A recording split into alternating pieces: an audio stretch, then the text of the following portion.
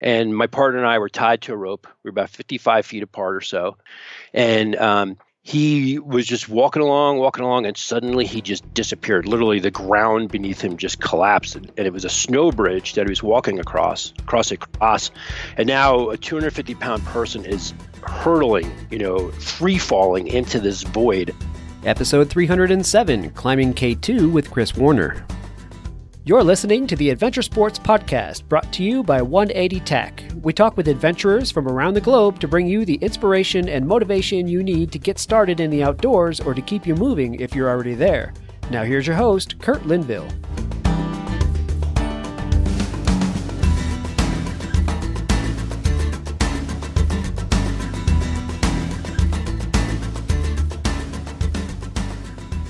Hey guys, before we get this episode started with Chris Warner and Climbing K2, we wanted to give you a fair warning that there are some gruesome details about death on K2.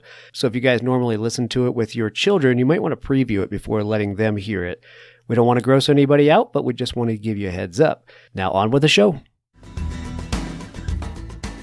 Hey friends, welcome back to the Adventure Sports Podcast. Thank you so much for listening in today, and man, I have a really fun show for you. We've had requests for a show on K2, the second highest summit on the earth, and I thought to myself, there's no one better to do this show than Chris Warner. Chris was on the show all the way back in episode 180, and it's one of my favorite shows, so if you've not heard that one yet, go to theadventuresportspodcast.com and look up episode 180. You got to hear that one too. Let me just give a little bit of his climbing bio and what Chris is all about. Chris has led over 200 international climbing expeditions. He has been above 8,000 meters 15 plus times. He has summited 5 8,000-meter peaks, and he's the owner of Earth Trek's climbing gyms. There are 5 gyms across the United States with 2 more on the way. Chris is also a fantastic motivational speaker. He uses his experiences leading expeditions and high mountain climbs to teach motivation to corporate 500 companies. Chris, thank you so much for joining the Adventure Sports Podcast today. Oh, thank you, Kurt. I'm psyched to be here. And the funny thing about being a motivational speaker is I might motivate teams to work harder, but I'm actually the worst marketer for the sport of mountaineering because all we talk about is everybody dies. Right. Well, yeah. And part of your story is that you're not dead, yes. Which is great because we can have you on. Yeah. But there's a reason for that. And I think that it's probably at the beginning of the show, we might as well talk about it. These 8,000-meter peaks and these high peaks are not safe places. And it takes a special kind of approach to doing these expeditions to come back alive. So what's that all about? Well, there's 2 things. There's one, which is, your or my just being in general denial of the risk that I'm taking. And there's a way that I justify that risk. So when I was guiding Everest, we looked at all the ways that people died, and there was 19 ways that you could die on Everest. And we thought, well, if you could, see these things about to occur, then you prevent yourself from killing yourself, right? And in fact, most people, the mountains don't kill people. Most people kill themselves in the mountains. And you see that everywhere. You just see that, like sadly, it just happened a bunch on Capitol Peak in western Colorado where 5 people were killed this past summer. But it's generally the top 4 reasons why people die are human error related. And so if we could avoid making those same mistakes, if we educate ourselves about those mistakes so we don't make them, then we're more likely to come home alive. Oh yeah. I would like to talk about Capitol if you don't mind for just a second. I've been trying to think of the right way because it looks like K2. Yeah. Well, Capitol is one of my favorite 14ers, but Chris, I climbed it many, many years ago and it almost got me. Yeah. And the reason was I got off trail on purpose. I was off the main route. And at the top, if you're off the main route, there's some really, really steep polished couloirs full of scree. Really, really loose. And I wasn't aware of this. And I stepped into one of these couloirs. The whole mountain moved with me at once. And we're talking about, 100 tons of boulders. And I ran and dove and grabbed something solid. And those boulders went off a 200 or 300 foot cliff. Mm-hmm. So then every time I hear about another death on Capitol, it always sounds like it's that story. Again, there's a human trap up there, and people don't realize it. I'd like to help get the word out. Stay on the main route or rope up or something. you know? Well, I think that's pretty much the story of the people who died up there this summer. Right. So they were it just looked attractive, and you could see on a peak like that where anytime, where the trail is difficult to follow and all of a sudden you see rocks that are turned over, right? So they look like people have gone up and down it, which could happen obviously from a rock slide or a person going down it, or then rescue parties going down to look for people, etc. So all that traffic on those loose couloirs, it probably drew people in. Right. So people who thought they might have been following the right way were suddenly, suckered into this little maze that ended in the wrong way. Yeah. So Capital has that. And, most of the 14ers in Colorado aren't going to do that to you, but Capital has that trick. So it's regretful. But you were talking about people staying alive. And so back to that. It goes back to the human error thing. So the top 4 reasons why people die in mountaineering are because of human error. And we spent a lot of time looking at this, especially, as I said, on Everest, because I was guiding it. So you had a group of people who were less, who knew these lessons less than we did. They didn't have the same level of experience upon which to base their good judgment in the future. So, the more that we studied these, our thought was the more that we would keep people alive. And I think that's very true, because if you see the death rate on a peak like in Everest, it's gone down a lot.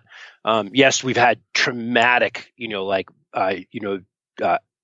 objective danger deaths this past couple of years. We had the earthquake that caused the giant part of the ice fall to go. We had a gigantic avalanche that did the same thing. So those were catastrophic deaths in terms of the numbers of people who were killed. And none of those were caused really by the victim of that.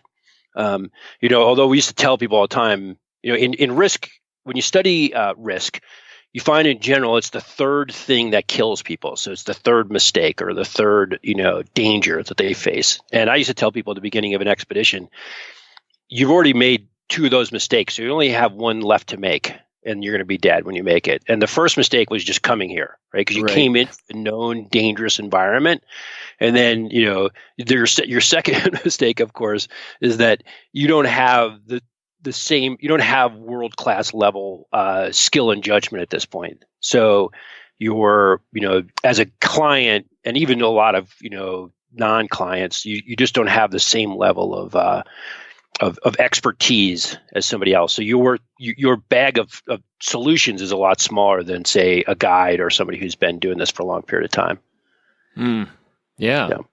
I also used to tell them that I don't work for you, I work for your mother, because whenever you're trying to convince somebody to turn around, you have to, in any negotiation, you have to have a higher authority. Right. And so, this used to piss off the people. So you have the 45-year-old salesman on their trip who's, made a gazillion dollars, and he's like, wait a second, I'm old enough to make my own decisions. You're like, nope, because if I tell you to turn around and you refuse to turn around, right, I'm going to have to deal with your mother.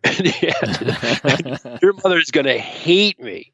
So, and she will, hunt me down and haunt me for the rest of my life. I would much rather just disappoint you and force you to go down than it would be to have your mother hate me and haunt me. Well, I tell you what, you learn so much about leadership and making those decisions based on available information when you lead the expeditions that you've led. I can't imagine how many times you've had to have that conversation with the people in your group saying, it's time, we're turning around. And they're like, wait a minute, I spent the money, right? Yeah. Yeah, it's early in the day. The weather's not so bad. They keep coming up with all these different excuses. So, yeah, you know what? I've led over 200 international expeditions. I've never lost a single partner, but I've seen lots of people die. Right. In fact, I remember in 2001, I decided I was going to stop counting because I had seen 23 deaths in the mountains at that point, and I was like, it's just not worth counting this statistic anymore. Because they were all obviously horrible. They all hopefully taught me a lot. But it just seemed to, I don't know, it was depressing data to keep collecting. Yeah. And you've had a couple of close calls yourself. Oh, absolutely. In fact, when we were on K2 in 2007, we were walking across a completely flat glacier. We were attempting to get to the east side of the mountain. We wanted to do a new route on K2, and there's very few new routes left to be done in the Himalayas, and so this was a big, proud, objective that we had. as we were walking across this completely flat glacier. It had snowed 6 inches the night before, and there was a constant wind blowing the snow. And my partner and I were tied to a rope. We were about 55 feet apart or so. We had both had big backpacks on, so we both were carrying about 50 pounds. So imagine two people at about 250 pounds each. And he was just walking along, and suddenly he just disappeared. Literally, the ground beneath him just collapsed, and it was a snow bridge that he was walking across a crevasse. And now a 250-pound person is hurtling, free falling into this void, and the rope snaps tight in a flash of a second, and I'm trying to stop being dragged into the same crevasse. And as I'm sliding across the snow towards him, I'm in the footprints that he has made, and suddenly the ground collapses under me, and he has fallen 25 feet down another hole. We were literally at different crevasses, and this, the second snow bridge that I collapsed through was one he had walked over and didn't break. And so now he was dangling down on one side, I was dangling down on the other. And I literally thought I was connected to a dead body. I didn't know how he could have survived the fall. And then suddenly I started sliding down deeper. And I was like, oh my God, he's not dead. He's actually climbing up. So then I had to attach my Jumars, these little grippy handles onto the rope. And then every time he went up 1 foot, I had to go up 1 foot. And then eventually we were like two little groundhogs with our heads sticking out of the snow. Looking at each other. Wow, that was interesting. Oh my God. And it was not over, because then we both had to flip out at exactly the same time, right? Because if one guy flipped out, he would have slid the other guy into his hole. Because remember, you're against the 250-pound free hanging weight. So anyway, it was insane. And that, if we had both gone into his crevasse, clearly they would have never found our bodies. And that thing probably went 300 or 400 feet. And the way a crevasse works, they're very irregular shape, like almost like an hourglass shape. So it's kind of wide and skinny, wide and skinny, wide and skinny. And eventually it narrows down like a wedge. And so generally what happens is the body falls in, bounces around the walls of these things, probably breaking some ribs and, slashing open your skull. And then you get wedged in place inside the crevasse. And then, now you're down, like we would have been down 200 feet or more probably. And all of a sudden you would exhale. And as soon as you would exhale, your lungs would collapse a little bit and you'd slip in a little bit deeper. And then you try to inhale and it wouldn't quite get as much breath. And then you could just imagine this is like a terrible way to die. Like, are you dying because you internal bleeding? Are you dying because you're getting hypothermia? Are you dying because you're literally suffocating yourself? So giant ice constrictor. Yes. Yeah. But that one at first, kind of chewed on you a little bit before it starts to constrict you. So let's go climb a big peak together. I'm ready. Yeah. I told you I was the worst marketer for the sport of climbing. Well, we should talk about the danger of it. We really should, because people need to know. We're getting ready to talk about what might be the most dangerous. It's among the most dangerous big climbs on the planet. Mm-hmm. And it's been romanticized by Hollywood and all this kind of stuff. And I really think people need to know what they're getting into. Yeah. So, let's go just compare it to Everest for a second. So it's about 300 feet shorter than Everest, but it's a lot further north. So you don't have exactly the height, but you have further north. So it puts it into a colder environment. On Everest, there's a lot of things that make Everest easier. For one, it's not as steep. So they're both about 11,500 feet or so from base camp to the summit. So the vertical distance is not that different. On K2 though, you really have to use your hands and feet to claw your way up the mountain. So you're using your ice axes and you're kicking your crampons in, because that 11,000 feet is just steeper to get up there. Where on Everest, there's long sections where you're just walking, like you could walk with a ski pole. And on Everest, there's just so much more infrastructure. So there's more Sherpas there. There's, people that know that it's, 38 feet from this rock to that icicle, and they know exactly how to fix the rope every year and how to fix the ladders. And so there's less unknown, and the weather's better. So you have more infrastructure, you have better weather, you have less steep terrain, and you actually have more people. And so more people actually helps keep more people alive for a lot of different reasons. One, it's more people to attempt, to help with rescues, more people to break trail so that no one individual is as exhausted. And as a result of that, we've had about 8,000 people on the summit of Mount Everest, and we've had just over 200 deaths. And so the death to summit ratio is, somewhere around, you guys are way smarter than me, but what's that, like 2% or something like that, or 2.5%? And on K2, there's been less than 400 people on the summit, and there's been about 80 to 90 deaths. So it's about, instead of it being 2.5% death to summit ratio, it's 25% death to summit ratio. Wow. Yeah. There was a day when Everest was like that too, though. Before all the infrastructure and before everything kind of got hammered out, Everest was pretty bad, but K2 was always worse. Yeah, well, so on Everest, right, the first 10 expeditions that went to Mount Everest failed, and 16 people died trying to get there to the top. Wow. Yeah. Yeah.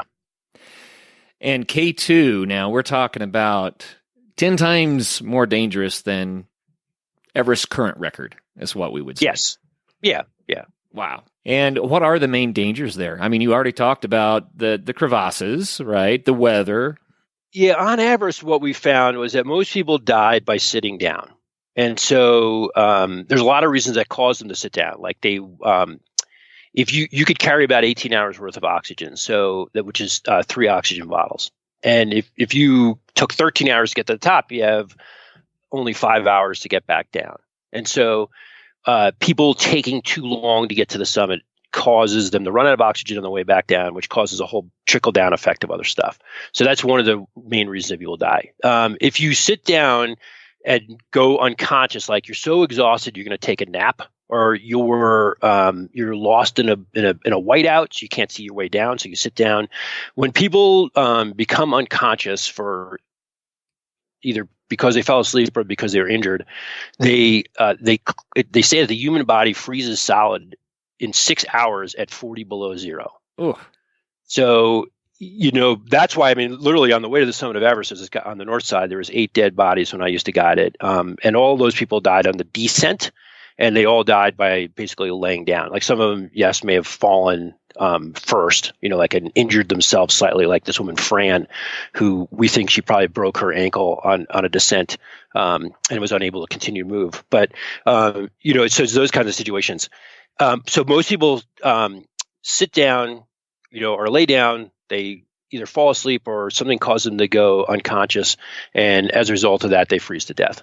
On K2, most of the deaths involve falls or being hit by something. So one of my best friends, he and his son, a guy named Marty Schmidt, and his son Denali were there in 2013, and they are at Camp 3. They were there alone, and they put up their tent in the same place that, dozens of people put up their tents before. And in the middle of the night, an avalanche came down, and it swept their tent off the side of the wall. And when people came up a couple of days later to find, to look for these guys, they found their ice axes and crampons. So the stuff that was left in the vestibule was still there, but the tent, some portion of the tent, maybe the back half of it or something, got hit by this avalanche and then just carried them over, I don't know, carried them for 6,000 or 7,000 feet down to the east side of K2. So, yeah. Wow, K2 is a monster. Yeah, when I was there in 2002, the expedition ended for me on my birthday, actually. There was 12 of us and it was an amazing group of climbers. The best resumes you've ever seen, although we actually, as I tell people, there was 11 prima donnas and myself. But we were strapping on our crampons at the bottom. So we were at Camp 1, and we were about to start to climb up towards Camp 2, or really started to advance base camp to go to Camp 1.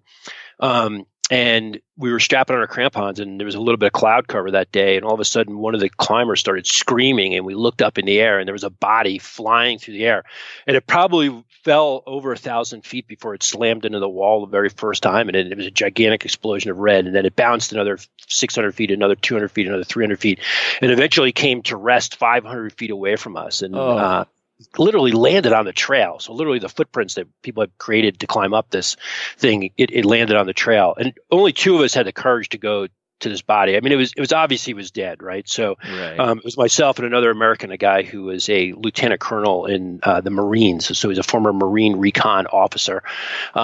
So we raced up the hill and we got to him, and this body was so traumatized. I mean, literally, his hips had been pulverized in one of the times he exploded against the wall, and his legs were tucked up underneath his back, and his feet were up by his shoulders, and the back of his head was the source of all the bleeding. The first explosion of red, and so literally the back of his skull was completely crushed in, and everything on the face was just pushed aside a little bit.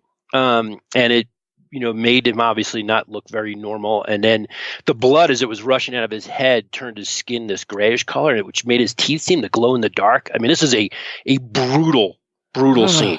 And this other guy and I, we both had been around a lot of death, and we literally stopped. Here's two middle-aged guys, some badass mountaineers, and we literally held hands and just squeezed each other for a second. And we knew that it was our job to push as much love into the soul as we possibly could, because the last thing that any human being should ever feel when they leave this earth is any negative emotion. Like, we don't want our loved one to feel our fear when they leave this earth, right? We only want to have them feel our love. So we literally had to stop. We literally had to hold hands to get our, emotional act together. And then we were able to lay down in the snow next to him, or lean down and put our hands on his body. And the first thing we did for about 3 or 4 minutes was just push as much love into him as we possibly could. And then we had the task of remaking him. Like, we knew that his partners, if they ever saw his body in that condition, even though they didn't cause his death, that they would never be able to forgive themselves. Right. I mean, it was so traumatic. And so I had to reach underneath his shoulders and lift up his torso with his head cradled against my chest. And my buddy pulled out one leg and then pulled out another leg. And we laid a sleeping pad there, and we put him on top of the sleeping pad. And then the blood was just pouring out everywhere. So we took a down jacket and we put him over his top of his, his body and arms and the sleeves and stuff. And then we put the hood on, and we pulled the strings on the hood as tight as we could and tied him in a knot so nobody could see his face. And after about, an hour of work, we had him ready to lower him down. So we lowered him down to where all the other climbers were. And, at this point, people were willing to help us a little bit. And we're like, okay, the biggest problem was the blood kept pouring out. So we had to get a plastic garbage bag and put it over the top half of his body, and then tear apart some tents and wrap him in like this mummy type thing, so then we could then carry him for the 3.5 miles back to base camp. And it was, the whole thing was just absolutely brutal. And I actually was sitting there with, in this circle with the dead body laying in between us, and literally my Gore-Tex jacket is covered with parts of his skull and, brain and bone and everything else. And I'm looking at all these other climbers, these guys who I was going to climb K2 with, and I looked right at him, and I suddenly started bursting out crying. Like, massive anxiety attack just hit me. Like, I could feel like being stabbed in the stomach a million times. And I leaned up, and tears racing down my face. And I'm like, I'm quitting, and you know what? Today's my birthday, and I'm going home. So, that's awful. Yeah. What a grisly story. Yeah, that was crazy. That summer, 2 people died. Nobody summited. And of the 12 people on that trip, 6 of them are now dead. Yeah. Fall is the best time to start thinking snow, and Bentgate Mountaineering is ready to help you get prepared for your epic winter. Come check out the latest in alpine touring, telemark, NTN, and splitboarding gear. Brands like Black Crows, DPS, Dynafit, G3, Icelantic, K2, Technica Blizzard, Arc'teryx, Mammoth, Solomon, Volley, Never Summer, Jones, and BCA. And you need to be safe out there. Bentgate has the latest in avalanche safety gear, from beacons to airbags, and they are ready to help you educate yourself on snow safety. You can also rent skis, boots, splitboards, beacons, shovels, and probes at Bentgate. What's more, they host free demo ski days at local resorts so you can try out the latest gear. Stop by Bentgate in Golden, Colorado, or go to bentgate.com to check out your new gear, as well as to get updates on all of their events.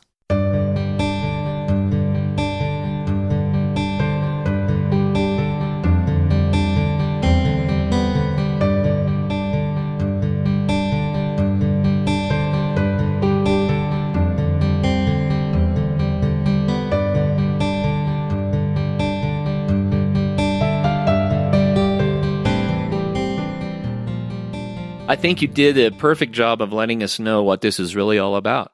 I guess the question a lot of people have to be asking, and I'm going to ask it, you've heard it 1,000 times, why do it if this is the risk? Well, I think, so for me, look, a lot of us are adventurous by nature, right? Like we have this romantic vision of the world and the power of adventure to transform lives. And that's definitely me. Like I was 5 years old when man walked on the moon for the very first time. And so those of us who lived through those kinds of experiences, I mean, we really were indoctrinated to this idea of the power of adventure. Like I went on to become an Outward Bound instructor, so I know all about, transforming people's lives through adventure. When I was 15 years old, I went off on an Outward Bound type course, and it totally changed my life. As I like to say that, I found myself by getting lost. So it's, yeah, so I love all the things that come out of these adventures. I love the fact that when you were literally fighting for your life, you have to be the very best version of yourself. You have to be the strongest you've ever been. You have to be, the most, the smartest you've ever been, the most intellectually, in tune you've ever been. So, and emotionally in control as you've ever been. So I love those experiences. I truly think that I come away from an ascent of a peak like K2 wiser, and then I'm able to apply that to my life back at home, which is the whole goal of all this stuff. So, yeah, I think a life without adventure for me, and I think a lot of people would be kind of like, I don't know, like you didn't live to your potential. So, right. Yeah, so I keep going back for those reasons. I keep feeling that there's parts of my soul that gets recharged through the experience. Chris, the Adventure Sports Podcast is all about encouraging people to find their adventure. Usually when we say that, we're not talking about K2, right? Yeah. We're talking about adventure that are sized appropriately for the person's, level of experience and fitness and all that sort of thing. And our number one thing is be safe about it so you can enjoy it another day. And you still have that same motto, although your adventures are out there, man. Yeah, well, I think there's so look, I did not start by climbing K2. I started actually by climbing the Grand Teton and, kind of building up for that. But it's been that was 35 years ago I climbed the Grand Teton, and I have not stopped since then. I would never want to be on K2 if I was not extremely experienced, because it is a peak where quite often your partners can't save you. And so you have to be able to save yourself, and clearly you want to be there to save your partners. So it's a tricky place that way. Well, let's talk a little bit more about K2 and what it is really like. So you said it's about the same verts from base camp to top as Everest, a lot steeper. You said 10 times more dangerous just based on the number of people that have died. 28,251 feet. So, you think about that. You're essentially, that's like Everest with just missing a bump, Yeah. That's crazy. It's in Pakistan instead of Nepal. How does that change things? Well, it changes things a lot, really. The infrastructure from support staff to everything else is just so much more infrastructure in Nepal than there is in Pakistan. Even if you just think about it, the distance from the nearest village. You are in Everest, depends on how fast you move or whatever, but you're within 2 or 3 days of a permanently inhabited village. You're a couple of hours from, seasonally inhabited villages. You have ready access to helicopters today, all this other stuff. In Pakistan, you're 8 days from the nearest village. And these are 8 really hard days. You're traveling across this moraine-covered glacier for 4 of those 8 days or 5 of those 8 days. You can't really run for help. Like all the help has to be there from there. It's also, it's very difficult to get helicopters in there. Extremely difficult. It's just an extremely long way from where the nearest helicopter is based. If you go to the Khumbu now, you think it's like Uber of helicopters. There's helicopters flying back and forth and around all day long. It's just, It's amazing the difference. So on K2, everything about it is just much more remote. Even if you just wanted to get a resupply of potatoes, it's an infinitely more difficult adventure, than getting a resupply on Everest. So, so there's definitely a difference to that. I mean, you could, talk about geopolitics, the difference between those two countries, which are, certainly are great problems. K2 itself has been lucky the last bunch of years because it has not had, kind of the Taliban-esque challenges that you've had on a peak like Nanga Parbat, which is also in Pakistan. If you remember that in 2013, I think it was 2013, a group of Western climbers were pulled out of their tents in the middle of the night and executed. So I think there was 13 people that were executed that night. I spent actually 2 summers there on Nanga Parbat trying to get to the top of it. And I turned around in 2008. I took all of my equipment out of Pakistan and decided I was not going to go back. I could feel that, like, the increase in danger that was existing in Pakistan, it just passed my threshold of comfortability. So, well, and you summited K2 in 2007, correct? Yep. Yeah. Well, let's get down to some of the details of your expedition in 2007. And I want to tell the listeners, Chris on his website has a wonderful documentary, several actually, but wonderful documentary about this climb. It's really neat to get to see some of it instead of just hearing the story. So you might want to go there. And that's chrisbwarner.com, right? Yes. And don't forget the B, because you won't be there if you don't. You have to have the B to be there. Yeah, there you go.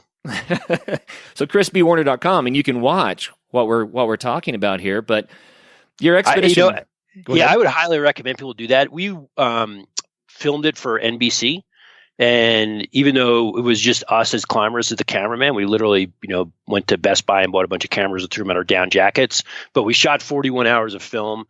We came back, we gave it to NBC, and NBC edited it, turned it into an hour-long documentary, and they aired it a lot of times actually, and they nominated us for 6 Emmys. So we got to go to the Emmy Awards. We were finalists in one category. We didn't win that category, but it's a pretty cool event to go to. To be at the Emmys is just amazing. So yeah. No, I really enjoyed it. It's awesome. Yeah. We really were lucky. I mean, it's as a storyteller, it's really man versus nature type of conflict. I mean, the mountain is just brutal, and it keeps throwing terrible stuff at us left and right. Well, on this expedition, you guys tried 5 times, right? Is that correct? Yes. 5 times, and you did summit on the 5th, but the point is you were turned around 4 times on just this one attempt. Yeah, we and this is my 3rd season on K2, so I had spent a total of 9 months of my life trying to get to the top of this thing. So I think that could definitely reinforce that I'm a major failure, that it takes me that many times to get to the top of something. But yeah. I doubt it. I doubt that at all. So first, you had a team with 2 other climbers, Don Bowie and Bruce Normand. Yep. And you were trying to establish the new route that you mentioned earlier. Yeah. And the mountain just kept saying no. So what finally made your decision to not do that route? Well, we actually tried 2 different new routes that season. The first one we gave up when we got swallowed by the glacier. The second one, we got 6,000 feet up this face, and we literally were going through a section of it was ridiculously steep, and then it only got steeper. And to tell you the truth, we failed because of good weather. It got so hot that rocks that had been frozen in place for tens of thousands of years were suddenly free to tumble down the mountain. And we had massive avalanches, wet snow avalanches, rock avalanches, and we knew that there was no safe way to get through this next section of the mountain. And so we had no choice but to pull the plug and go all the way back down to the bottom and start all over again. So, yeah. And our whole expedition was 89 days door to door. So we were, I don't know, 50 days of on these failed attempts, or 60 days before we started to head before we even started on the route that we eventually got to the summit of. That's crazy. And then when you did summit, you had joined forces with several other teams from around the world, and it made this very large international team. So how many people were involved with that? Well, we had gotten up to roughly 25,000 feet to the side of Camp 3, and we failed because the snow was past waist deep. And so we came back down, like we literally tried, but we were going about 100 feet vertical feet an hour, and we were 3,000 feet from the summit. I mean, there was no way that the math could work. And so we went back down, and we got together with all the other team leaders, and we said, hey, listen, like up to this point, everyone's really been competing against each other. We have to cooperate, or nobody will summit. And you're asking people, and I'm sure you've been in this situation before. Everybody sits in a circle, and then we look at each other and we say, okay, look, up to this point, you've been competing against each other. It's now time to cooperate. And we know, that the dangers are obvious. Like when we leave base camp, we're going to have to remake the trail up to Camp 1 and Camp 2 and Camp 3, et cetera. And that's going to be exhausting. Chances are some of us are going to be used up. Like we're going to be so exhausted we won't be able to go to the next camp. Are you willing to be part of the group that uses people up? Be a consumable resource to try to get everybody higher.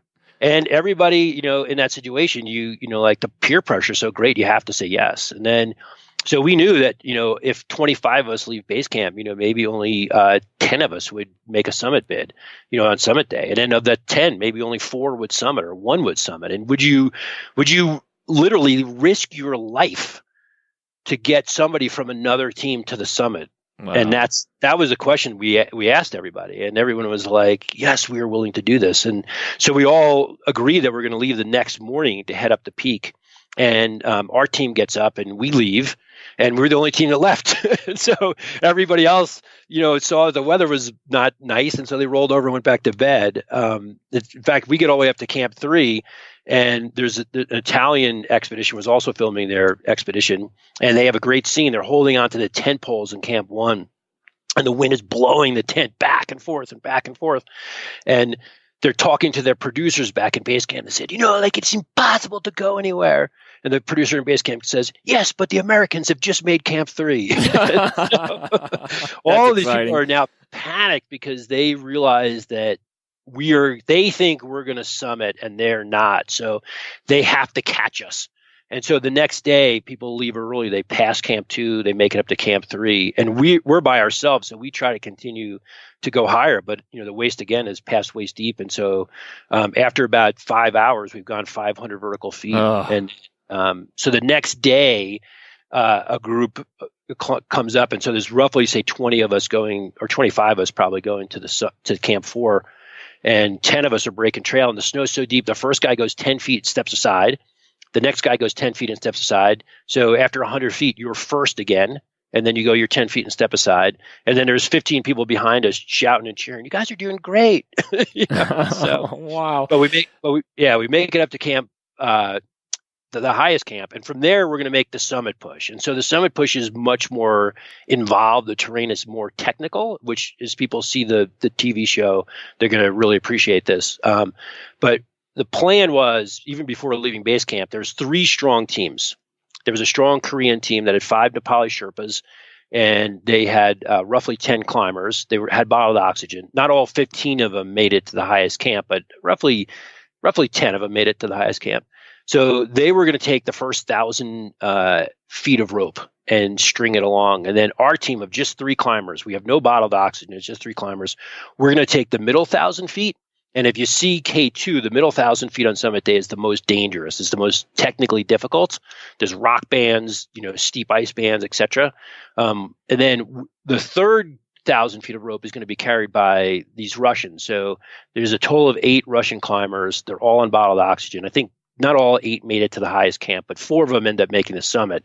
And they're going to take the last 1,000 feet of rope. And so then we go to the Italians and the Portuguese and the Iranians and say, listen, your job is to stay in bed, wait till the ropes are in, let us go up and take on the danger of putting in the rope. Let's take on the extra effort of putting in the footsteps.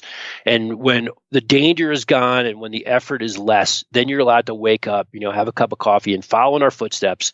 You get the reward of going to the summit without any of the risk. And of course, they thought that was the greatest plan ever invented. And we start our summit push. And to be the most efficient, the Koreans had to leave an hour before us. And then the Russians leave an hour after us. And then eventually the last teams would leave. Well, the Koreans were over an hour delayed. So basically, we leave just about the same time as they do, and the Russians leave just about the same time as we do. And it's getting towards dawn. It's about 4 o'clock in the morning, and Koreans, Sherpas, are laying the rope out. And one of the Sherpas, who's been to the summit of Everest 6 times before, he's got his harness on, he's got his carabiner, the rope is laying at his feet, and he chooses not to clip into the rope. And all of a sudden, he loses his footing. We don't know what caused him to lose his balance, but now he's sliding down the snow, and the fall line is away from us, and so he's falling off the side of K2, and he hits this patch that to us looks like it's flat, but clearly wasn't. And he never stops. He never tries to self-arrest. We never see him trying to wiggle to save his life. He just goes shooting off the side of K2, and then we watch his body tumble for over 8,000 feet. Yeah, he's the first person to die. Yeah, and this is gripping, as you could well imagine. So everybody's just literally, we have a picture of it, of that somebody had taken, and small groups of people. Some people are on their hands and knees. They look like they're praying. Other groups are just sitting around, just, I don't know, processing this experience. But everybody's literally gripped out of their mind. And everybody, statistically, on summit day, for every 7 people who will reach the top, 1 will die. And there's 20 plus of us going for the summit this day. So the first person's dead, but 2 more are going to die. And everybody's just gripped. And so the highest Sherpa, the guy who had been laying the rope out, he's a young guy, and he's just watched his mentor follow his death. And he's so afraid. He's sitting there with an anchor in one hand and a rope in the other, and he cannot remember how to tie a knot. And he's screaming for help. And so I'm near the front, and I hear this scream for help, and I just take off, like following up their footprints, getting up to this guy as fast as I can. I grab the rope and the anchor, and I tie it off for him, connect him to the rope, and he's able to head back down. And as I've been climbing up, I'm looking around, and I remember I'd been on 9 months on K2, right? 9 months of life spent here, and I'm like, this is the nicest day I've ever seen. So I get on the radio to my buddies, and I'm like, look, I want to keep going. What do you guys think? And, it takes a team, so you can't just go by yourself. And so they're like, yeah, let's give it a try. I have 600 feet of rope in my pack. And so I stretch 600 feet of rope out until I run out of rope. And we're now literally at the steepest, hardest part of the whole climb. And I've run out of rope. And I call down to my buddies. I'm like, there's this one Russian dude named Roman who's had all of his teeth removed, and they're replaced with these golden crowns. So it looks like it looks like the Jaws character in the old James Bond movie. And I'm like, send Roman now. So this dude comes charging up, and he's breathing oxygen. So it's like listening to Darth Vader, like, and he's got a rope. I tie the rope. I'm like, go, Roman, go. And so Roman takes off, and he goes around this super hard, ridiculously steep section of ice.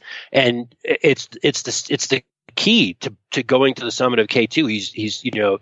He's pulled this off. He's able to, has the technical skills to make it happen. And suddenly now we're past the greatest difficulty, and now it's just crutch is behind you. Yeah, so now it's just a struggle to get to the top. And we got to the top. Normally, like when I guided Everest, we try to get everybody in the top, between 10 and 11 hours, 12 at the most, because remember that 18-hour of oxygen rule? Right. Now we're on the summit, and it's taken us 14 and a half hours to get to the top. And it's even worse than that. It's now, it's like 4:30 in the afternoon. No, it's 15 and a half hours. It's 4:30 in the afternoon. Oh. Yeah, this is brutal. Nothing about this is good, right? So some teams that have bottled oxygen touch the top and take off, and we don't have bottled oxygen, so we're not panicked about running out of oxygen, but we are panicked about running out of daylight. And up to this point, it's been pretty warm, and suddenly now we're on the top of K2, and the sun is getting ready to set, and we have to get down. And there's 3 climbers up there that are basically alone. They're all alone. They're all from 3 different teams. They don't have any teammates with them at all, and they all need help to get back down. So we have to guide them over to the fixed lines. And the general rule in mountaineering is, or especially in guiding, is that the strongest person is always the first to the summit and the last to come off. And the reason for that is that it's very easy to descend to a problem. So if you are 100 feet below me and you stop breathing, I could be with you in seconds or minutes. Right. If you're 100 feet above me and you stop breathing, it might be, an hour. So you're clearly dead. So I want all the problems below me. And so we gather these misfit toys and we lead them over towards the rope where we hook into the 3,000 feet of descending that we have to do. And as we are hooking into the ropes, we see two more climbers still coming up. And it's these two Italian climbers, and they actually, they're incredibly experienced. They insist on going to the summit, which they do summit, but they reach the summit, and as they're descending, it's literally darkness is coming down. And with darkness comes cold. Right. So it's not just, it's definitely going to be slower. The difference between night hiking, right? Like, an hour in the dark of night hiking is 10 minutes in the day, right? Right. So, yep.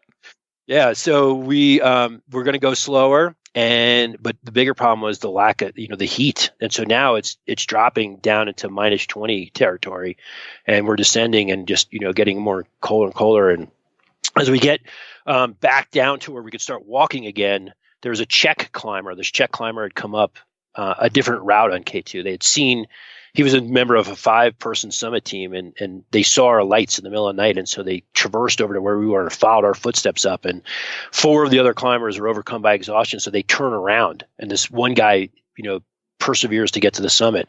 And now as we're coming down and we're getting back to where you have to start, you can't lower yourself on ropes anymore. You have to start walking. He collapses, and we roll him over, and he looks up at us, and all he could say is, I'm dying, I'm dying, I'm dying. And we're like, dude, you're not dying on us. And so we don't know where his team is. We don't know where their sleeping bags are, their tents. We don't know anything about where these guys are. So we have to drag them over to our tent. And so Don and I put them over our shoulders, and we drag them for over an hour back to our tent. When we get there, we have a 3-person tent with 3 sleeping bags in it, with now 4 big dudes. And so Don has to go in first. He's our paramedic. He's going to get out all the injectables so we can start pumping this guy up with steroids to try to keep him alive. Bruce is Bruce is getting this guy's crampons off, etc. It's about 10 minutes per person to get into the tent, and so I have about a half hour. So I go wander around and check in with everybody. I'm checking in with the Russians and the Koreans and this Italian group, and it was the 2 Italians that were still going to the top, and the leader and I were going back and forth about how far away they were, like what the plan is, and we left it if they're not back by 12:30, he just needs to start yelling help, and we'll get up and go find these guys. Well, at 11, one of these guys starts to call in on the radio. We knew a storm was forecast for the next day, and the wind had already started to blow the footprints away. And so he needed directions on how to get back, and he crawls into the tent at 1:00 in the morning. And, his partners say, well, where's the 4th guy? Where's Stefano Zafka? And he goes, oh, Stefano's behind me 5 minutes. You're tired, I'm tired. They all go to sleep. 3 Italians go. And the 4th guy never comes back. But we don't know this. By dawn, it's a raging blizzard. visibility is about 15 feet. And the Russians and the Koreans and the Portuguese climbers team up, and they descend. And the 3 remaining Italians team up with the Iranian. They start descending.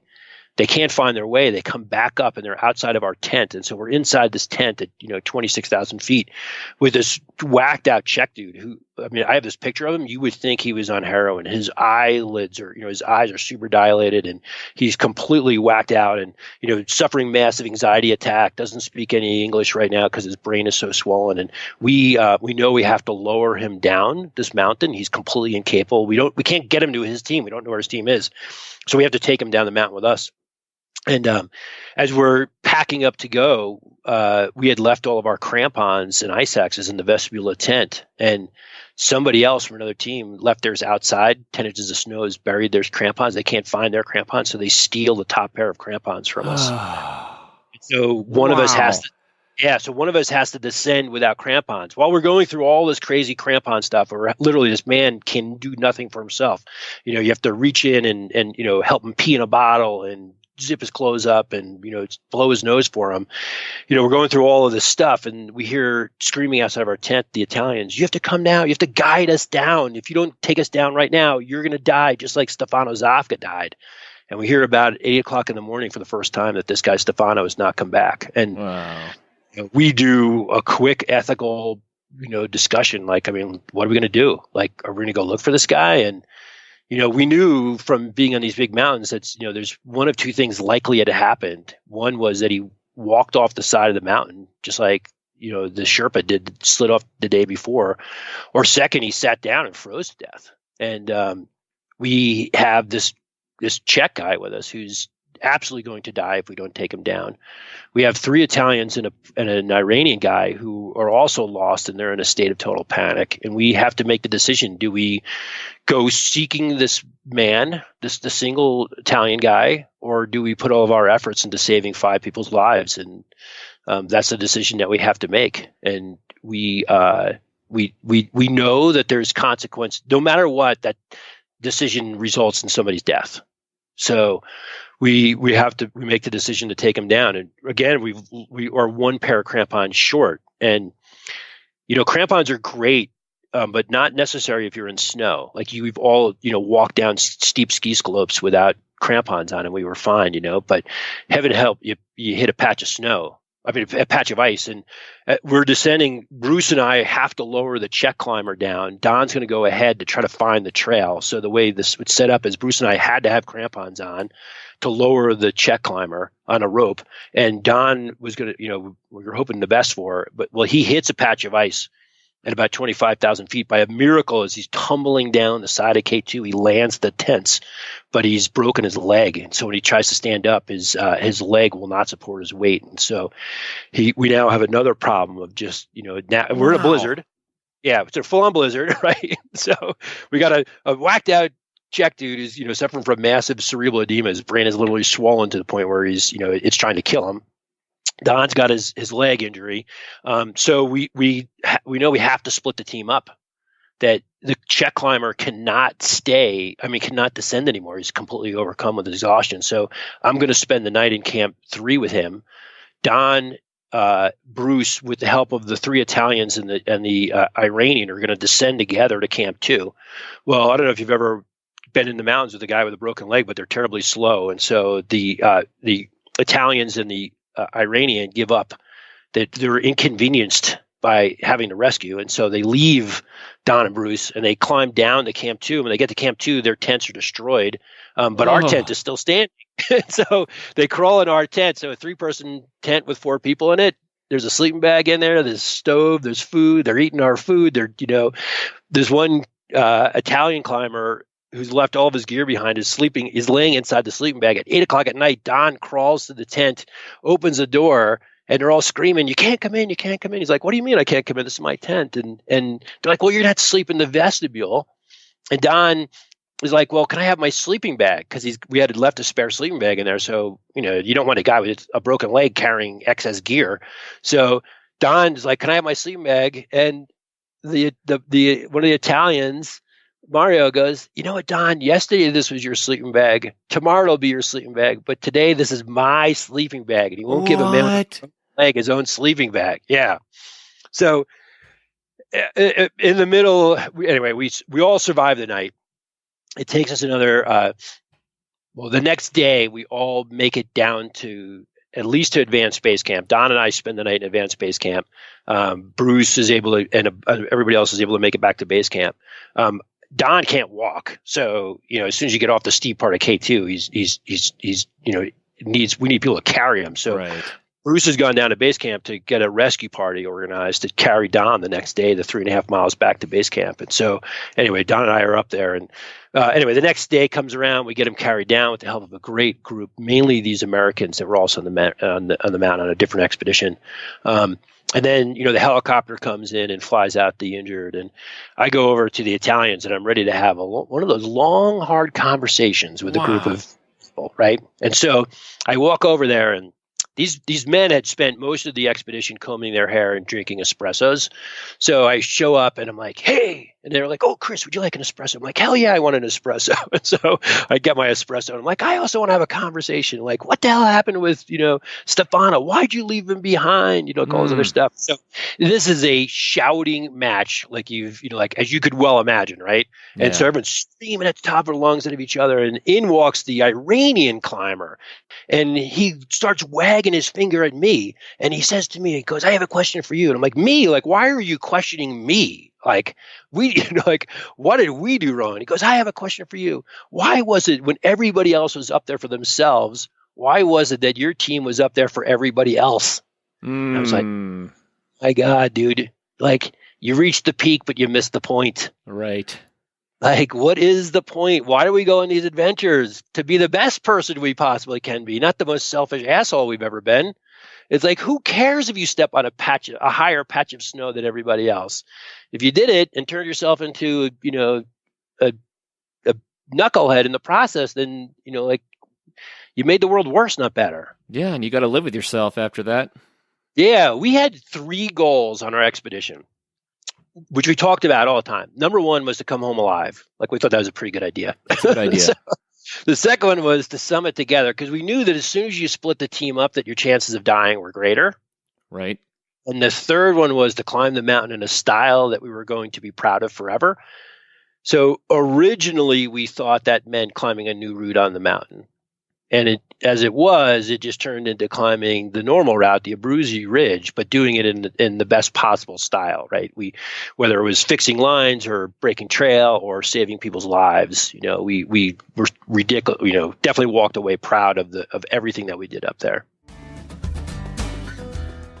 We mentioned that we were going to start up a Facebook group for Adventure Sports Podcast listeners, and I wanted to tell you that it is up and active now. So if you go to Facebook and search Adventure Sports Podcast, you'll find our Facebook page, but you also now find the Facebook group for ASP. We'd love for all you guys to jump on there and talk adventure and help each other out, maybe give some guidance and share some of the things that you guys have done. So do me a favor, go to the group, sign up, and let's chat. Kurt and I will be in there from time to time, and we want to get to know you guys. So thanks for listening to the show and being awesome adventurers.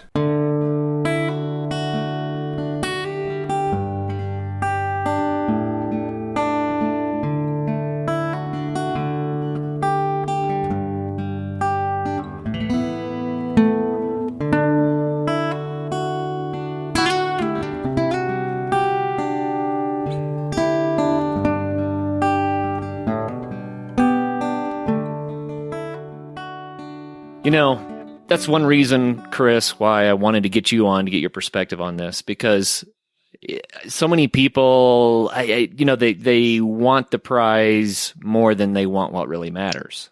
Yeah. And I think that's what makes you such a great motivational speaker, too, is you're able to talk to humanity and say, listen, there are things that matter more than the prize, and we can get the prize together, but if we do it in the right way, we're all better people. Yeah, like you and I'm sure all of your listeners, this is actually, to be a little ethnocentric maybe, this is a very strong part of the American outdoor ethos, right? That we go to the outdoors to become better people. Yes. Which is not the truth for all cultures. So we have that. But we certainly believe that partnerships trump accomplishments. Like, we would rather be surrounded by friends on our deathbed than by trophies. Absolutely. And so the more, we have to keep that in front of us. The balance of this, of course, is that, we also are very driven by accomplishment. I mean, whether it's ambition or whatever the word you want to put around it, it's like, we like having goals. Like, it's the goals, get us to go exercise in the morning. They get us to, to all these different things, whether it's how we work on our friendships, etc. So yes, we definitely want and need goals. So yeah, it's a fine balance. The outdoors is a very phenomenal, like whether it's adventure racing or anything else, like it's a really powerful platform for us to explore how, powerful we possibly can be. But there's a lot of, we have a lot of opportunities to destroy all that is good in the outdoors right now. So I think we're at a very our generation is in a very interesting time relative to the outdoors. Are we going to love it to death? Are we turning too much adventure into just endurance sports? Or, look, there's no unknown going to the summit of Mount Everest anymore. So you're not casting off into the unknown. Right. There's personal unknowns, right? But really, you today there's just really amazing, high altitude endurance athletes out there, which are very different from the world in 8,000 meter peak climbing, even 25 years ago. Right. Like one of the heroes of the kind of the 1970s and 1980s, kind of the golden age of Himalayan mountaineering, was this guy Alex McIntyre, and Alex McIntyre would said every single time that style trumps summits. Yes. And yeah, so I don't know. I hope we can keep that concept alive within outdoor sports. That's our generation's task. Well, the Adventure Sports Podcast is always about encouraging people to find their adventure to enlarge their lives, not because the adventure does it, but because of what they learn about themselves in the process, because of the community that's gained in the process, the people that you've teamed up with and that share a passion for the outdoors and for that particular sport. And it translates to big mountain expeditions as well. If you're doing it for the wrong reasons, why are you doing it? It's just the way I feel.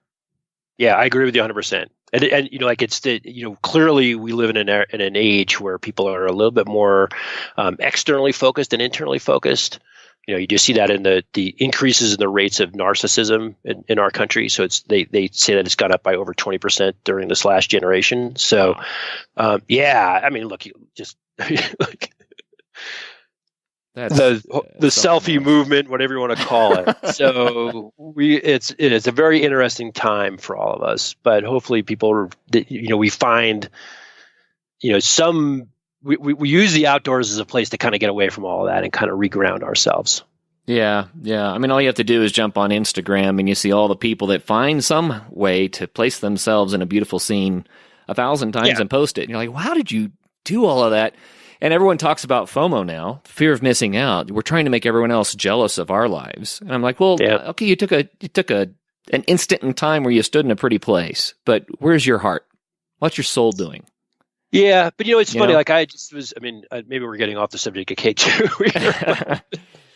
I just was, pedaling up in Aspen, and you see all these electric bikes, these e-bikes out there now, and all these people are coasting up the same hill that I'm, grinding up on my, my road bike, and I'm like, what? The coolest thing is they're out.